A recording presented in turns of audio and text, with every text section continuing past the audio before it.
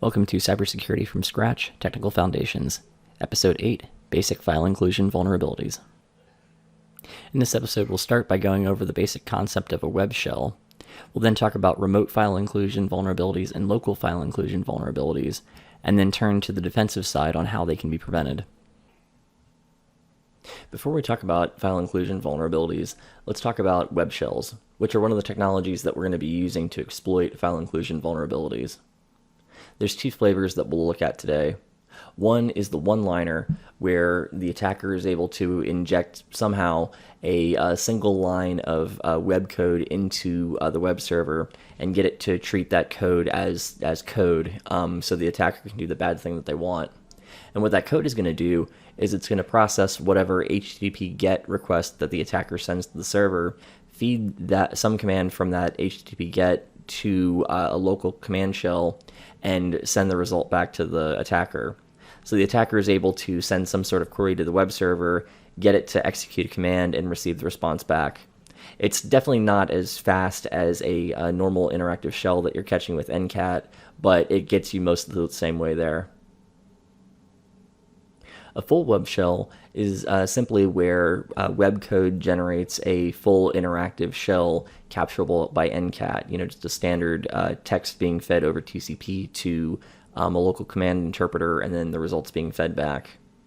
Now, if you're testing on PHP and on Linux, the Pentest Monkey web shell that comes with Kali works extremely well. I personally like using that one. Of course, if you're testing a system that's been hardened, since everyone uses this one, antivirus is going to catch it up in a heartbeat. MSF Venom can be used to generate web shells for PHP, Java, etc., and those have their own pros and cons, just like with any other MSF Venom shell. Now, I know about languages. I'm going to be using mostly PHP examples here because it's sort of a de facto standard in the pen test training world, and so most of the good examples and test systems are available in PHP. It's also still popular in the real world. I mean, it's certainly not the way it was 10, 15 years ago where everything was in PHP, but it's still really useful to know how to use it. Our first file inclusion vulnerability is the remote file inclusion, where essentially you're tricking a server into treating some remote page as code that it should execute. The basic idea is that the server will have a web page that it takes some sort of argument, such as file to load or whatever, and then instead of passing in a file name on the local server, you pass it in a URL to a remote server. Now, most server systems disable this by default these days because obviously it's exceptionally dangerous, and there's not really a whole lot of good reason to be doing that. The basic attack flow is that the attacker will host a web shell somewhere on their own infrastructure. Something to note, if the file is served from a server that can interpret it, the remote server won't actually see the raw file, it will see the interpreted version. And so what you'll need to do is set up some sort of server that won't try to interpret the file. So if you're trying to use Apache to serve up a PHP file, then Apache will interpret that PHP file rather than giving the remote server that raw PHP. One way to get around this is by using a Python's built-in web server. You can use a python-m http.server command, and this will start up a web server in the current working directory on port 8000. And then the next step is you simply tell the server which file to go to, and it just pulls up the code, tries to run it, and at that point you have a shell. It's pretty straightforward. It also almost never actually works in the real world anymore because most systems disable it by default. For blue teamers out there, you kind of have to try to fail at this one. Let's look at remote file inclusion vulnerabilities in action. And to do that, we're going to look at the tartar sauce box on Hack the Box. So if you look at the service it has running on port 80, it's a web server that seems to just have a giant bottle of tartar sauce on it.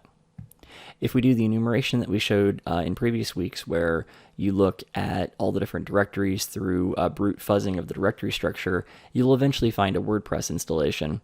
We're going to skip over this step for now because looking at WordPress is a whole art in and of itself, and so we're going to have a whole episode on that later.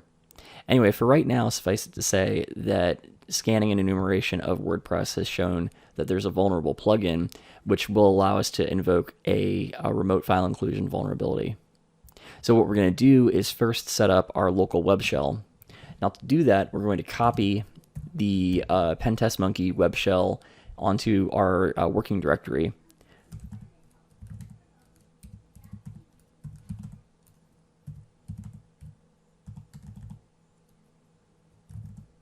So we're going to copy that to our local directory, and we're going to modify it so that our current IP address is in the return IP field. So you'll note that unlike web shells that are generated by MSF Venom, this is actually human readable. This right here is just code that's getting interpreted by the server. There's no real magic to it.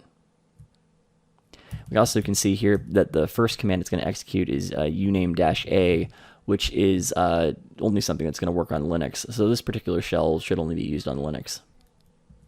So we're going to save our work.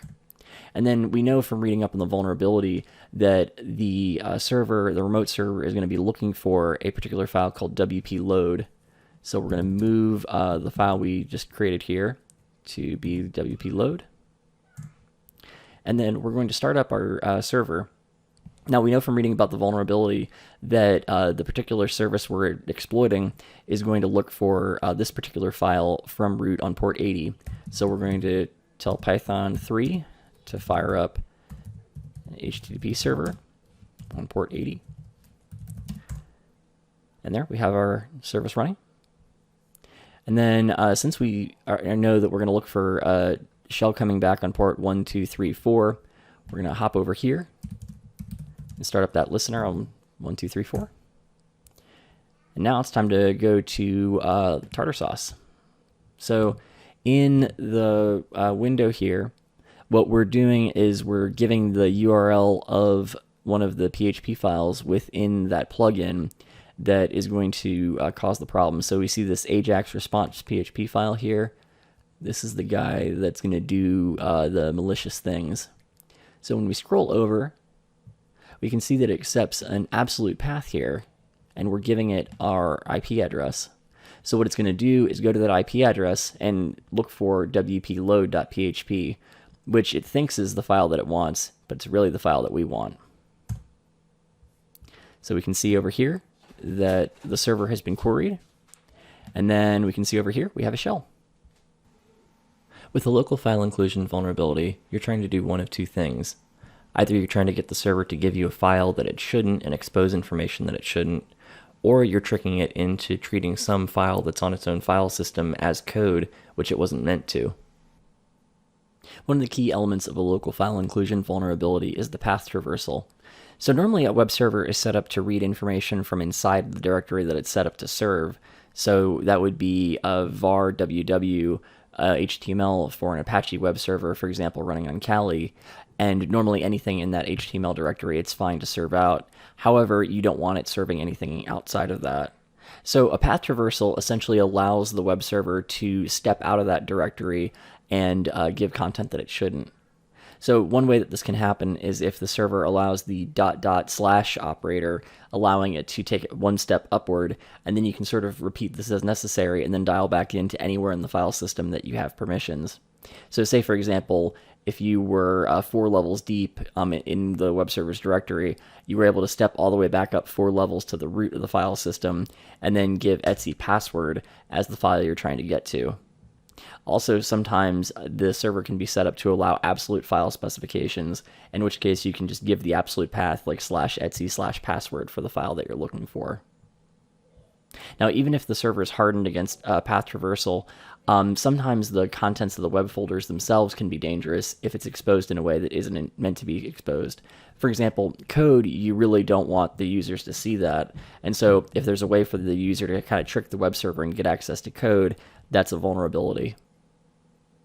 Now, the basic idea, if you have found a situation where data can be extracted, is to go around the sets of target files in your target operating system and whatever particular services are running and try to extract credentials. For example, the etc password file is universally readable in Linux, and so it'll allow the attacker to figure out what user accounts are available. High-value assets tend to be individual, depending on what individual services are. So as we talk about different services later in the series, we'll talk about what the specific targets are in those particular services. The general workflow, though, is to try to read credential information from the server and then use that to move further into the system. One of the more popular capture the flag techniques that I've seen is to set up an SSH key with vulnerable permissions so that the web server can inappropriately access that file. And then the server will have some sort of local file inclusion vulnerability so that the attacker is able to use the server to grab the SSH key and then use the SSH key to dial back into the server through SSH as some higher permission user. Now, normally a web server won't allow someone reading the website to actually read the code. They'll only get the HTML, the CSS, the JavaScript, etc., which is then used to render. However, all the server-side code, normally you don't want to expose that. However, with a local file inclusion vulnerability, there's a way to ask the server to give you the raw source content. Now, in PHP, the way this can be done is using the base64 encoding filter, where essentially you tell the PHP server to go look up, find this particular file, convert it into base64, and then you chain that with the final inclusion vulnerability to pass that content back to you, the user. So then it's just a matter of decoding the base64, and bam, you've got the code. Let's take a look at the system poison on Hack the Box so we can see an example of local file inclusion. So we can see on the main page of the site hosted on that box some sort of script testing thing.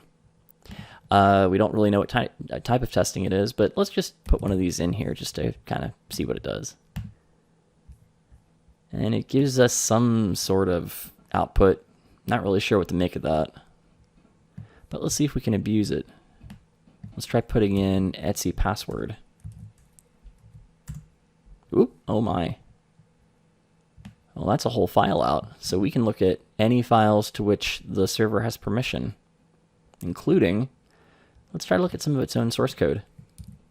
So we'll give the file command right here, the argument, to see the browse file with the base64 encoding turned on. And that gives us a nice base64 file here, which we can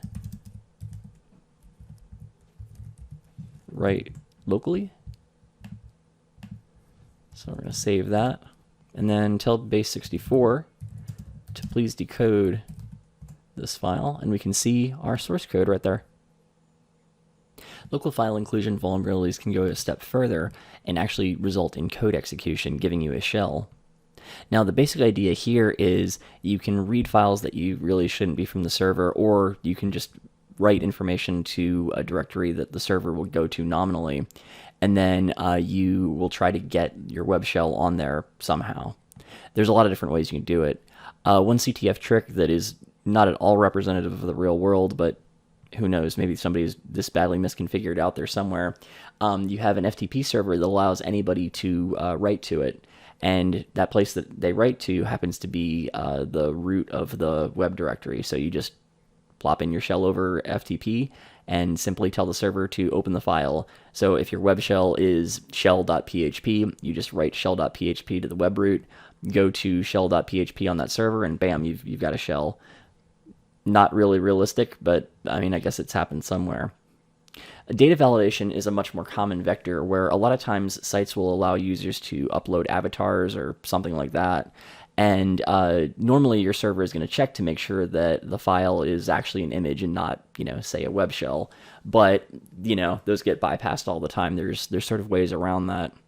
And even if the attacker can't write into the web server's content directory, sometimes you can chain with a path traversal vulnerability where you're able to inject the file somewhere else in the system and then do a path traversal to get to it.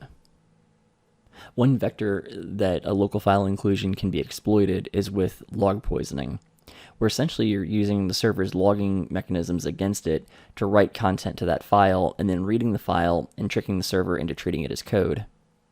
This is a multi-step process. The first is to figure out where the target log location is from the server and what information is captured, and you want to confirm that the file is appropriately readable. So in this case, if you have the web server on FreeBSD, you want to figure out where Apache is writing all of its log content. And in the case of the poison example, you can read any file that you want, and you know that the PHP code will be executed there. So if you can write to that file, you'll be able to actually get a code execution. The next step is to craft a payload that works with the restrictions and sanitizations of the log file.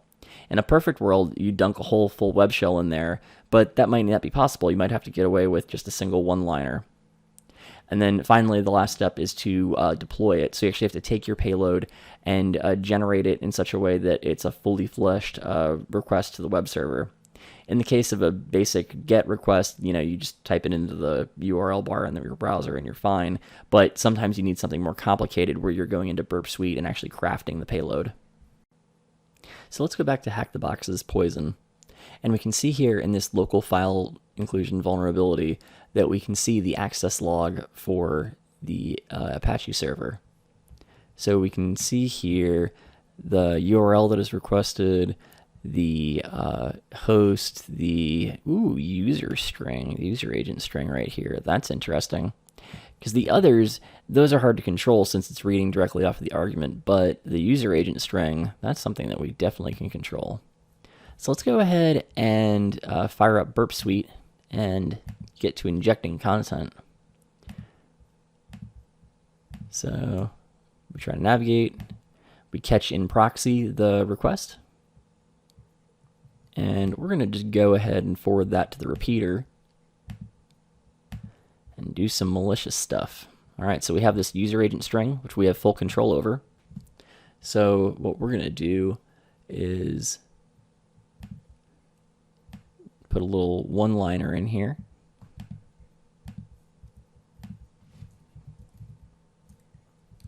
So a little reminder what this does. This is telling the server that you should take argument C as part of the HTTP GET and then pass it right into the system and execute it and display the output.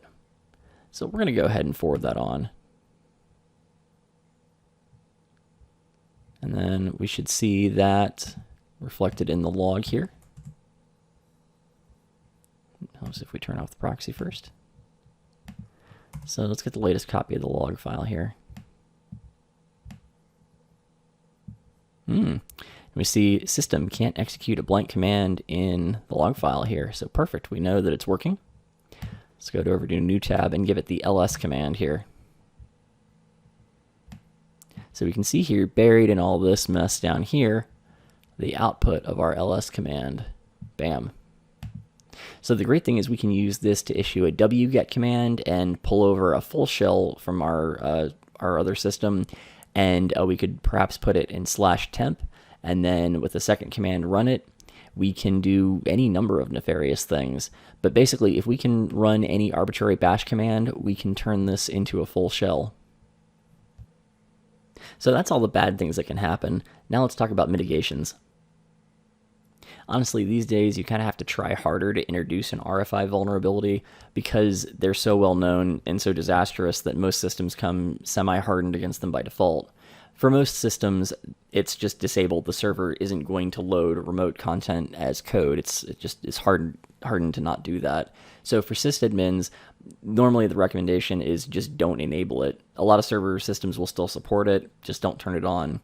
Now, for programmers, it's a little trickier because even though the server might be hardened and set up to not interpret code that comes from a remote source, a lot of times the programmer will be pulling data from outside the host. And if there's any way that that control flow can be changed or modified in some way so that it goes out and grabs some remote code, even if it's not literally, I grabbed a full web shell and now I'm running it as though it's trusted, there's some ways that you can influence the code there or otherwise inject some code into it. And that's obviously a trickier problem. Local file inclusion vulnerabilities are a much more insidious problem because really you want your web server able to access content on its own server. That's just a basic thing that it's doing. The trick is making sure that it's only reading the stuff that it should and it's only doing what it should with the stuff that it can read. And that's obviously a lot more difficult to configure. So let's start with the systems administration side of things. The basic idea is that you want to aggressively defend the permissions that are set up around your web server and don't give it an iota of permission greater than it needs. For example, your web server really doesn't need to be reading much other than the files that it's serving, right? And so therefore you can lock down the account appropriately. There might be some other resources in the system that it needs to get access to, but those can be cherry-picked to make sure that it's only reading the stuff that it has to. You also want to configure the web server to disallow path traversals, so have it set up so that it can't step up through a directory and get to something that it shouldn't be. Now, this can be done in both the server-side settings to allow path traversals depending on the type of web server that you're using, as well as just not giving the server directory access to anything that's above what it needs to. You also want to strongly limit write permissions. Now, remember that with a local file inclusion vulnerability, if you're actually executing code, oftentimes you're chaining together with the ability to write files. And so if the web server just can't write files, it just doesn't have the permission to do it, you've cut that vector off entirely. So if that's possible, like if there's no need for anybody to be uploading anything to the web server, then by all means, cut off its write access to anything but what's absolutely necessary. You also want to take a look at log poisoning. Does the server necessarily need to read its own log files? There are ways to sort of get around this where you have, for example, log aggregation service that accepts log messages and then puts them off someplace else, so the web server can't even get to it. So even if somehow content filtering fails and somebody's able to inject a poisoned message into the log, the server can't actually get to it, so there's no possibility of code execution. In a lot of ways, developers have the harder problem in making sure that their code is secure. The bottom line, though, is that you want to write code defensively and not trust inputs. So, for example, if you're pulling in contents from a file and then displaying it back to the user in some way, you want to make sure that you're not just allowing the user to specify any arbitrary input. From the example of the demo that we showed earlier, the problem was there that the user was able to just put in any arbitrary file name, and the poor dumb website would just give it right back to you without any sort of validation. So instead of trusting just the 4 files that it was supposed to test, it would give the user anything. So you basically want to explicitly whitelist content there instead of just allowing the user to say, whatever, anything. You also don't want to make the mistake of, say, for example, giving the user in code, 4 different radio boxes in the web form that have 4 different files associated with them, but really under the hood, it's just the full file name, and then you just pass that file name back into your lookup on the back end. That's not secure. Somebody could use Burp Suite and grab that and then put in whatever file they wanted, even if it's not as obvious as a text box that you can just enter freeform into. Now, this is still a very tough problem, since proving the negative in a testing sense is very difficult. You can't really prove definitively that this thing can't do something or other when that's not necessarily a testable hypothesis. You can't really prove for all potential bad things that it can't do any of those bad things. You also want to sanitize all of your uploads. And one of the key elements here is using standard libraries in the way that they're intended to be used. So don't try to, say, roll your own protections. Just as an example, for image files, you don't want to just check the header to say, like, oh yeah, it's got the same header for a JPEG, it's fine. Well, no, not really. If you get the image and it's got somewhere in there a little bit of PHP code, and somehow you're able to pass that into a file like we saw with the demo, somebody's got a web shell. So you have to be a lot more aggressive about how that's done. The bottom line with this kind of thing here is a combination of red team adversarial testing, if it's at all practicable, and then automated continuous integration tests that also test your inputs and outputs and make sure that invalid inputs are rejected in a way that's safe. To close things out, let's take another look at a bad example of defensive programming. So this is Hack the Box's system magic, and we've skipped a few steps in here to get to the point where we have some sort of image upload portal, and we think we can use that to get a web shell onto the system. So what we're going to do is first try to send up a shell, just a standard verse shell, hit upload, and no, it doesn't like that. It only likes JPEGs and PNGs. So let's try that again. Let's try, say, just put JPEG at the end, see if that's enough to fool it.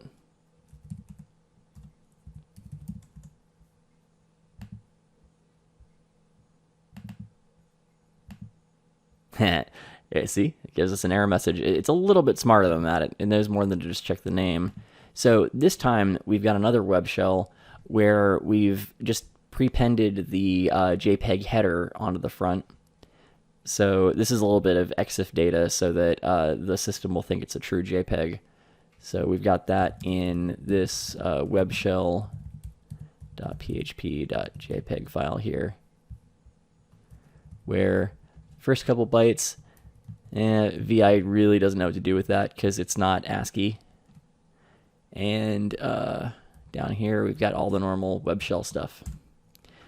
So let's go ahead and fire that off and see what happens. That passed validation. Excellent.